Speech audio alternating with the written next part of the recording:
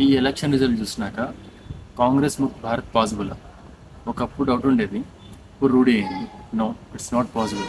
ఎందుకంటే దానికి కొన్ని రీజన్స్ ఉంటాయి. ఎవరైతే ఒక నాయకుడు వేరే పార్టీలో ఆయనకు ఐడెంటిటీ లేక ఐడెంటిటీ కోల్పోయిన వ్యక్తి ఈ పార్టీకి వచ్చి ఇక్కడ ఎదిగే ఛాన్స్ ఎక్కువ ఉంటుంది. So just like Revanth Reddy. ఇంకోటి ఏంటంటే కాంగ్రెస్ పార్టీ హైకమాండ్ తన అస్తిత్వం కోసం ఎలాంటి పార్టీతోనైనా జతకడుతుంది. అది పాతదా కొత్తదా దాని పాలసీ ఏంది దానికి అవసరం లేదు. దానికి ఐడెంటిటీ ఎగ్జిస్టెన్స్ అనేది చాలా ఇంపార్టెంట్.